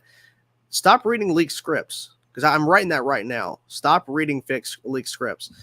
Born Again is where one of Daredevil's biggest lovers gives away his secret because of her addiction. I mean, also too, I think Kingpin knocks down his apartment complex and just destroys it. That would be so fucking hot. Like Kingpin destroys his whole building, and oh god, I will literally pay Vincent D'Onofrio to destroy my apartment. I will pay Vincent. No, and he's got to be in Kingpin attire. Yeah, I mean he can destroy me too if he wants to. That's perfectly Do you want him fine. before he destroys? Do you want him to say "When I was a boy"? I want him to say. I want him to tell. Like I want him to be. Listen. Okay, hold on. I need to. I'm sorry, Dor. I have to do this.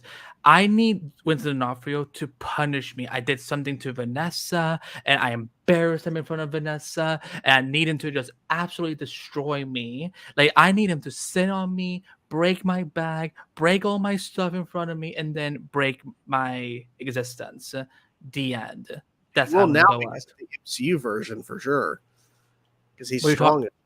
Yeah, I mean he's always been strong. He's just gotten stronger. He's stronger now. And friend of Andy, what? What? What you just said? Listen, are we? Cringe. Well, Miata, your tweets are cringe. But I'm kidding. I'm kidding. But I will say that. All I want. Listen, let's just not pretend. Like let's just agree. Kingpin is sexy. He's awesome. He's appealing. I'll take big men. I will take whatever. So it's perfectly fine.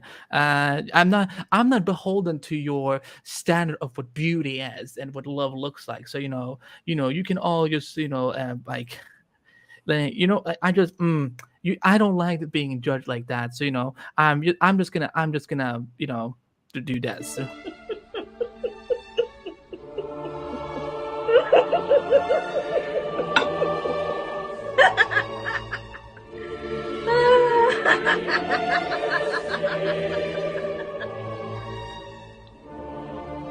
Wow.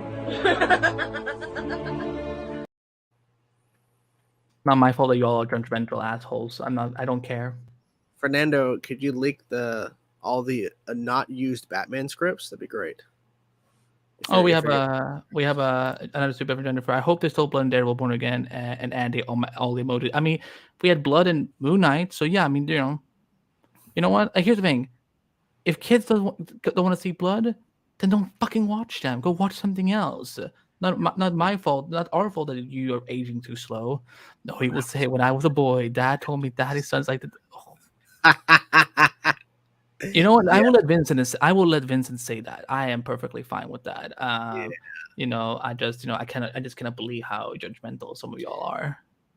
I mean, it'd be interesting if this version of Fisk fought Peter Parker. That'd be interesting. I think when it comes to act as a threat, I think that it would be great to see if he came after like Queens, like the neighborhood kind of because he gets some. I mean, listen. Characters like Kingpin, they're corrupted, so they will always get out somehow and get cleared and get it. Listen, most white men in the society always get 10,000 second chances. So and Kingpin is one of them. So I would love to see it to be not just a battle of just who's stronger or whatever, but something that is personal to Peter, like going after his neighborhood. He's like, yeah, I want to destroy these cheap housing whatever, so and just build expensive apartment complex, stuff like that. I think that would be great, and he's killing key members so he can make it happen. I think because the Kingpin is not a joke of a villain. So no. And are you asking about this movie right here, Beware My Power? It is pretty interesting. It's definitely not perfect. It's definitely some problems, and there's definitely something in the third act that makes you go, what? Because oh, by the way, that's happening. But I say it's something worth checking out because they set up quite a few things that's going to matter going forward in the new Tomorrowverse, as they're calling it, in regards to this new continuity. So you definitely need to see it for a number of reasons. Thank you, Defunct, for understanding my taste, my agenda. Thank you so much. Yes, I think she will. I think that actress is fucking amazing. So I hope she comes back. Yeah. Please leak the Batfleck script. Please. Good luck. Yeah. You think Arrow's show is done, or they can do another Arrow type show? No, it's not done. Not on the CW at least. Not on the CW. If they might reboot they do a Black Canary movie, which they're in development for. And hopefully Charlie Hunnam will play Green Arrow because that. Risk in the future come through a portal, kick out MCU keep. Nah, that would be hot.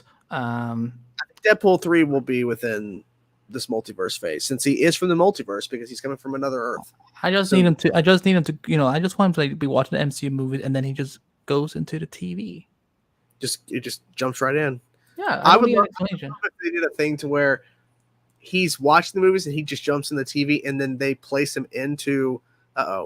Get rid of that. It's gone. It's gone. But like he jumps in the TV during certain moments in the MCU movies, and he's in the background. They like put him into the background of certain things. Like during Endgame, they add him in to Endgame. Like he's just running around in Endgame, and that'd be hilarious.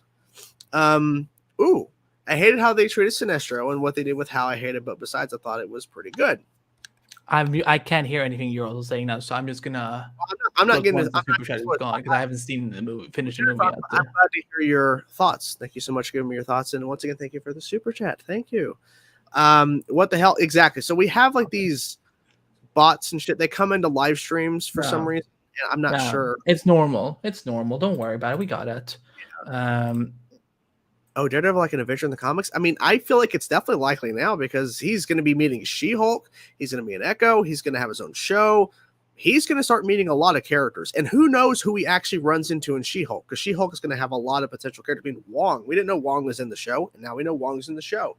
So potentially Daredevil could be running into a lot of characters in that show alone. That could be some potential setup. And who's to say Echo doesn't have Kate Bishop in it? Not saying she will, but who knows? I think Kate Bishop will be fun on Daredevil because of Hawkeye season 1. I think Hawkeye and Daredevil like born again, like they know each other or something. Like they kind of. It wouldn't shock me. It wouldn't shock me if Matt has helped each other. Probably yeah, or maybe Matt did legal work for Clint's family. He knows him as Clint, but as Hawkeye. Protection or whatever. And they are in protection. So yeah, maybe I think this show could be a fun movie for Mockingbird to come back to. Oh my god, this is funny. Thank you for the super chat, Jennifer. She-Hulk, a new title, She-Hulk in a cameo every episode. Yeah, I mean, because people are definitely not talking as much about She-Hulk as they're doing Charlie Cox, because that. I think it's sad that it's just the CGI that's ruining everything. Because Fiona from Shrek looks better than fucking She-Hulk does, and that's from like 2004 or something. That's funny. She-Hulk cameo episode. I mean, I wouldn't be surprised if every single episode has some sort of cameo or something, or some character. Maybe not even a major one, just something. So I do have to go real fast. I'm gonna just mute myself and everything because I have to get the dogs. The dog has to go to the bathroom. Okay. I will. I can keep running. No worries. So, I think you meant to do that. There we go. I have taken over the show again. Let's see. This is a good question, Justin. Will Daredevil Born Again be TVMA? It needs to be. I think it's very possible because now Disney Plus has put in those parental controls and so on. And I think Kevin Feige is starting to realize that he needs to branch out into different corners of the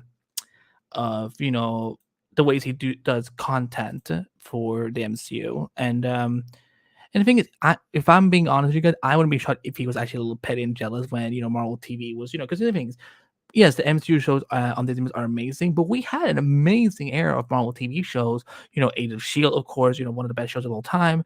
But of course, he probably looked at some of the Netflix stuff, and he's back. Some of the Netflix shows, he probably was like, "Fuck, why can't we do that?" And now they help him when they actually can do that. So I think it's very possible it will happen. But let's see what else people are saying. Stop giving him ideas. The wall. Yes, exactly. Yeah, I mean, our true Doctor Strange, Sorcerer Supreme. I mean, it's true. Like the people forget that sometimes he is a Sorcerer Supreme. Yeah. So at some point, listen. Stephen Strange could probably just get killed off. At some point, we will still be in good hands with our true Sorcerer Supreme. Oh my God, Fernando! I'm finally getting to Agents of Shield to further pursue my Inhumans propaganda. I'm proud of you, Fernando. Inhumans TV show, Inhumans TV show was garbage. But what? It's not controversial that it was garbage. Inhumans was horrible. Jennifer. There. Let me just finish Fernando's question. So yeah, Inhumans mythology is done great over at Agent Shield. So yeah, I hope you and I can't wait for you to get to the Ghost Rider season. That's one of my favorite seasons. You're gonna love the show, man. You're gonna love it. Holy shit. Miss Jennifer, thank you so much. In the comics, Hawkeye was a criminal before he was a hero, so maybe we can get a flashback with Daredevil and Hawkeye. Daredevil turning Clint's life around, and what if he introduced him to Shield, and Daredevil used to work with Shield, but he quit and then Hawkeye stayed. No, because I think he became Daredevil like I think somewhere around the time when the Avengers even became a thing, and I think Hawkeye's been operating longer. He was with Shield for quite a while, so. But you know what? This could be a fun what if episode in season 3. I wouldn't be surprised if Hawkeye actually knows Daredevil. Like, there's some connection. I think Clint and Matt know each other. I don't think they know each other as superheroes, but like, you know what? That explains it because Murdoch, you do flip around a lot and so. And I was like, what was that about? Maybe Daredevil and Mockingbird before she retired, or maybe he knew her or something, because who knows how Matt's life was exactly before he became Daredevil. Like, who knows who he represented in New York. And his life in between season 1 and between season 1 and season 2 and season 3 and after season 3, for all we know, maybe he helped Bobby and this actually spoils something from Agent of Shield. Well, that plot point when they do that thing that maybe Matt is the one who legally helps them, so I wouldn't be surprised either if there was more tie-ins, because I feel like he's going to know Jennifer She-Hulk from ways back, and that's why he's in the show, I'm guessing. But Jennifer, thank you so much for your super chat. She became giant and green, you know what I'm saying? Do we want to do 5-10 more minutes? I maybe not that long, because I do have to let the dog back in. Okay, let's do 5 minutes. Let's do 5 minutes then. We can cap it at 10:45. So guys, hit us on, shock us, blaze us, fire, burn us with questions. Hit us, and then we'll wrap it up. I'm actually gonna let her back in. I'll be right back. Okay, cool. And let me see what else. We have. Again, Jennifer, thank you so much. That was. Bless your heart. This is a good question. Do you think the episodes on Disney Plus are too short? It depends on what show we're talking about, because sometimes I think they do the right length. I do think the finale. I think every finale of the Marvel Disney Plus shows should all be at least 1 hour long. Because I do think some of the finales sometimes get very, very rushed. But I think they should, like, it depends on what show, for sure. Let's see. No, I would rather run into a building than have Scott Bug touch that man can stay the fuck away for the rest of my Jennifer. This man, like, we need to live till 2025. You're gonna give one of us a heart attack. So Miss Jennifer, thank you so much, Miss Jennifer, girl, queen, this queen I stand. What if episode premise? So what is it? What if it was that every superhero in Phase 1 was what if the villains in Phase 1 beat them? So Killmonger beat Tony, Loki beats basic. Okay, I'm having a little hard time reading this. So Ironmonger beats Tony, Loki beats, when Loki invades, they all come together and then fight him, but they win. But then when Thanos comes, they lose. I think what he's saying is that Loki actually, like, the idea of Loki in Avengers, they beat Loki, but then Thanos shows up at that point. Oh, instead of waiting till all those years? Maybe. Jordan's gonna have a heart attack soon. So Jennifer, thank you so much. Wow. Do you need him? Do you need him? I'm trying to process. Thank you, Jennifer, so much for the major support. I mean, you don't understand how appreciative this. Oh God. Oh, this bitch is about to cry. I'm here for it. I just what, like, not to get into specifics because we only have a few more minutes, but this is in general, like, just the amount of support you all guys, Jennifer and everybody who's here just watching the show, like all of your support matters so much. And for you guys to be supporting the show 23 episodes in, it's just amazing. We appreciate each and every one of you so much. And this is just, it's a lot, but thank you, because it really helps. And it really means a lot to both of us. Thank you. I remember I asked him last Sunday, like, have you ever cried on any of your show? Yeah, because I was a bawling mess last week, and I need to say thank you to everyone as well for because again because one of my friends called me the next day, was like, what the fuck happened to you? I'm like, the trader broke me, but I had an awesome live stream chat that took care of me, because I did not want to be. Had I been alone, like, I probably would have had another, like, because I have an eating disorder, and that probably not anorexic, but binge eating. So that probably, if I had been alone and started just thinking a lot too much about things, it would have not been a good Saturday. So you guys definitely. Thank you so much. Girl, I'm in the middle of a speech. I'm trying to say something, but oh my god. Thank you. So you guys definitely took care of me when I needed help. I will do the dance momentarily. I definitely will. But yeah, it was. We listen. When we put this show together, when we started thinking about it, and you're good, Miana. You're good. When we put the show in motion, we were like, we need to know where this was gonna go. Because, I mean, for me as someone, this is Chainsaw Reacts' YouTube channel. This is, I have nothing to do with. I came in a couple of their live streams last year. You guys seem to really enjoy a lot of our chemistry. So and I was like, I was definitely like nervous about how are they gonna like me? Are they gonna like what I wear? Are they gonna like my personality? And you guys have definitely welcomed not just me but this whole show as a general. So we're excited for. We're excited for future episodes. I know someone was asking us about, are we going to do something for D23? Listen, we know when the date is, we know what day it is, we know when Marvel and Lucasfilm will be there, and that's we will leave it at that. But given how much support and you guys have fun with that stream, maybe we will do something. We will. September is still a long way to go, and I start college in a few weeks, so I'm not even thinking about September right now. Yeah, we do pretty all right with each other, I guess. We're okay. Thank you so much. Thank you everybody for the hearts. Toby and Andrew, I think it's possible now, especially with they have to. If they don't somehow have them locked in already, like, I'll be like, what the fuck is the point? Like, you can't do Secret Wars and be like, you know what? Grant Gustin, John Wesley Shipp will show up as Spider-Man from 2 Other Earths. There you go. There you go. Well, thank you again. I mean, it's like. Congrats. And yes, we love Andy being here. It really adds to, because this would not be an endless multiverse. So this would just be a stream with me.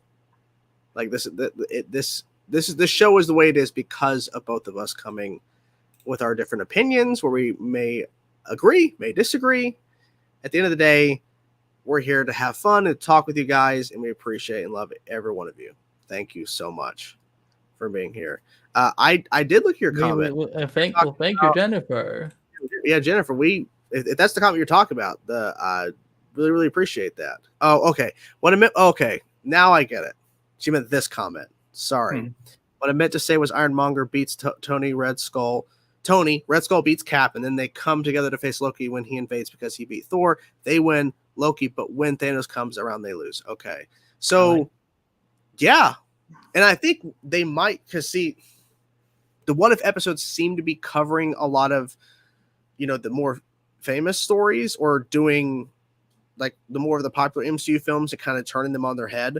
So I wouldn't be surprised if we go down the route of doing like really covering the Avengers like that. Yeah, like what if Endgame never happened, but Infinity War, just like Thanos won, and then he kills the others. Like there's like that's what if could go on for so many seasons. I mean, we're not even episode 25 yet, so we gotta that would be what Yeah.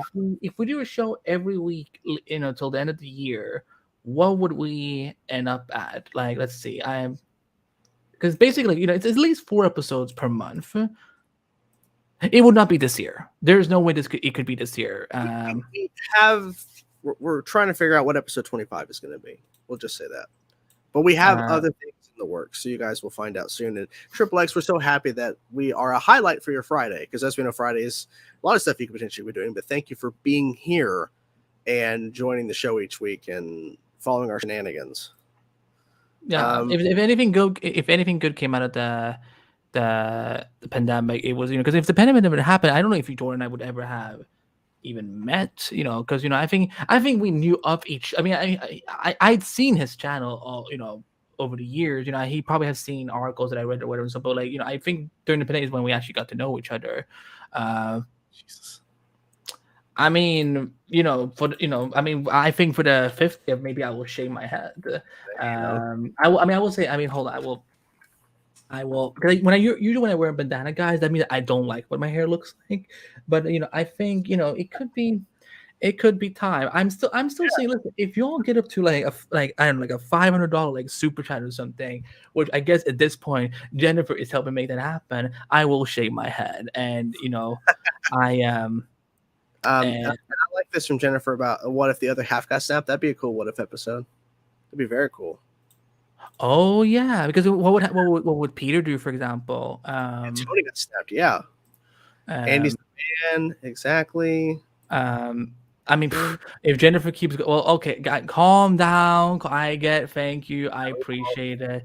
But yeah, Jennifer could be, if y'all, I don't know what she can do in the next like 60 seconds or whatever. So, but if we get to 500, yes, I will fucking shake my head. Thank you for all the notifications. Thank you. And Jennifer, how about we wait until we do maybe episode 500, episode 25, which is in 2 weeks. let's try, yeah. What a dark moment. I mean, you would still have awesome videos from Jordan all the time, because that was the thing. We, that night when I came on, because this was, I think, the week when the Bart Allen casting had happened, and and then there was some little assholes out there being like, Deadline put out the wrong information, and then of course everyone started listening to him. But then I went to the CW, was like, listen, the people are concerned. The people are, oh Lord, Jake. Oh my God, thank you. Hold on, okay. I'm doing some math right now, guys, because I think I might have to eat my words soon. Thanks for great episodes. I'm glad to see you as many as I can. I'm about to start my next semester. Awesome. Towards your bachelor's. So Phil, Andy, glad we got to meet last year. Of course, man. I loved meeting you at the Metallica show. Hope for more times like that. Glad to be a supporter. Thank you so much for being a supporter all this time, man. And I remember you being on the stream when I had streamed for like 3.5 hours. You were on at one point. I think that was Jesus. Yeah, I was on. Oh boy. If the next, if $30 comes in the next like 60 seconds, you will get it. I will shave my head. But no, but seriously, like, listen, Jordan has done content for almost 12 to 10 years now. Whenever was it when the Flash started that you started your channel? No, I started my channel in 2014. No, yeah, but I didn't start. That's when the Flash started. Video still season 2. Okay, so you've been doing this for almost still almost 8 years. I was telling someone the other day, like, I've been writing since I was 17. While I still was in high school, my teacher were not happy during classes. So we've both been on the internet for quite a minute, and I never imagined that I would get to be part of a show like this. Triple, that's kind of dark. It wouldn't be Earth X if Jordan and I didn't know each other. That Earth has God, those terrible. People. That's very terrible. Limited. Wait, if Annie and Boss Man and me, then one of them would have just created a live stream called Limited Omniverse. I don't know if I like that name. So funny. But you know, but I'm happy we found each other. I'm happy that you guys like what we do together, and that we get to do this every Friday. Again, like last week's stream. I mean, again, like Jordan, we were definitely let's just tell the truth, Jordan. We were nervous. We were nervous how this was gonna go because I was still depressed that I couldn't actually go to Comic-Con and see everyone. Like I mean, I think I called Jordan at least 3 times last week. I was like, I fucking hate life. Everything is garbage. I don't like this. So that stream was like. Because we always talk about goals and whatever, and so and back in the beginning of the year, it was we will see what Endless Multiverse looks like when we get to the summer, and so. And you guys have already embraced so much of this, and you're having fun with this, so I from the bottom of my heart, I definitely want to say thank you, for everyone welcoming me in. Now, Jordan and I were, sometimes we're doing videos, not just even on Endless Multiverse stuff, like we just.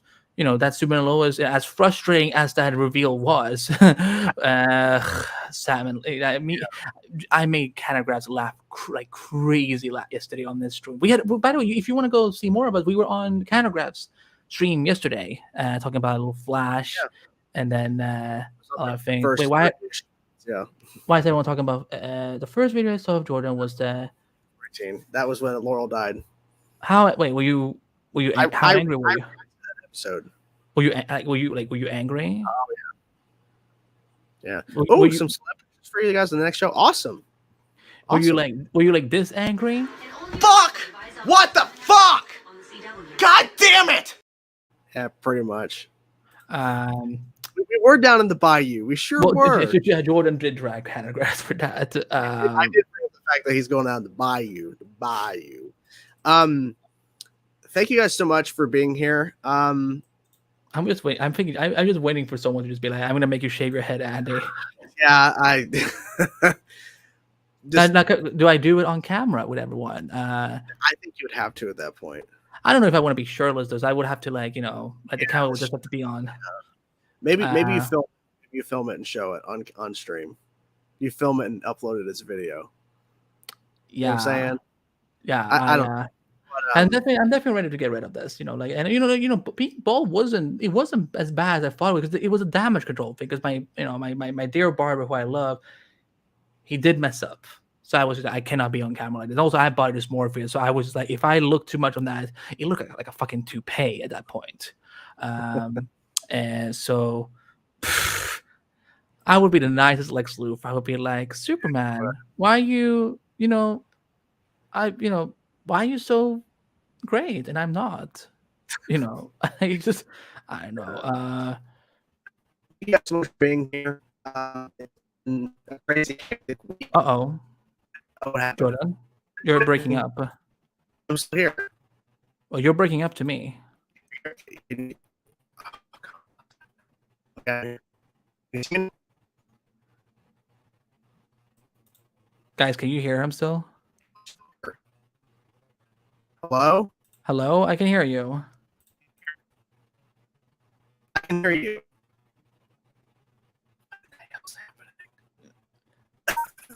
What is happening? I don't know, because I'm watching the stream right now, and I'm moving as usual. So, oh my god. Okay, I think that's the best time to say, let's wrap it up. I'll throw in a gift. We get to 500, but I will shave my head. Next time you see me, I will shave my head. Am I back? Say something. Hello?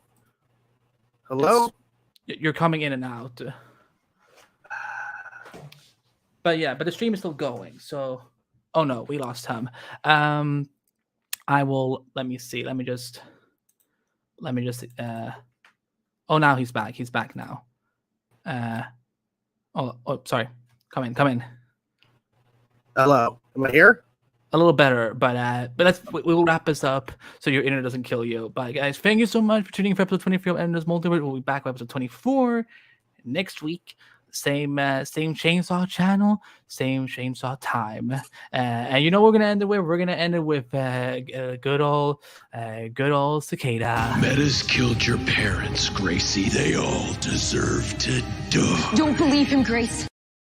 Don't believe him, Grace. We'll see you guys next week. Have a great weekend. Take care, everyone. Bye bye. Gracie, that's not even fair. He's not barely here. Take care, everyone. Bye.